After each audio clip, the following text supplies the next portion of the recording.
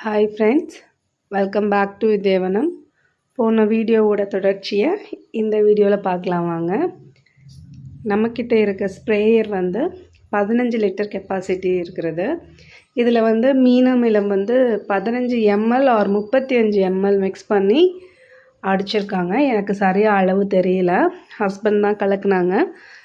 எவ்வளோ லிட்டர் தண்ணிக்கு எவ்வளோ கலக்கலாம் அப்படிங்கிறது உங்கள் யாருக்காவது தெரியணும்னு நினச்சிங்கன்னா கமெண்ட்டில் கேளுங்க, நான் ரிப்ளை பண்ணுறேன். அப்படி தண்ணியில் கலக்கி ஒரு சைட் ஃபுல்லாக ஹஸ்பண்ட் அடித்து முடிச்சிட்டாங்க.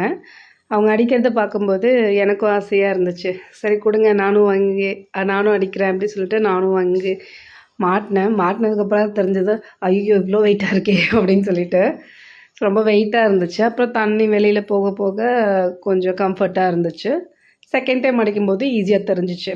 ஆனால் உண்மையான விஷயம் என்னென்னா, நம்ம தோட்டத்தில் நம்ம ஒவ்வொரு வேலையும் செய்யும்போது தான் அதோட கஷ்டம் என்னங்கிறது தெரியுது. நம்ம ஒரு பொருளை ஈஸியாக வாங்கிடுறோம், சாப்பிட்றோம், வேஸ்ட்டும் பண்ணுறோம். ஆனால் அந்த பொருள் உருவாகிறதுக்கு ரொம்ப கஷ்டப்பட வேண்டியது இருக்குது.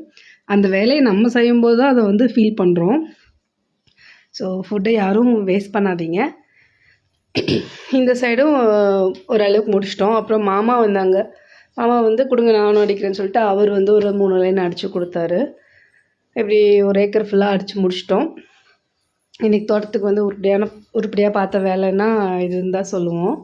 இதை அடித்ததுக்கப்புறம் நம்ம செடிகளோட க்ரோத் நல்லா இருக்கா என்ன அப்படிங்கிறது உங்களுக்கு நான் அடுத்தடுத்த வீடியோவில் காட்டுறேன். Thank you all.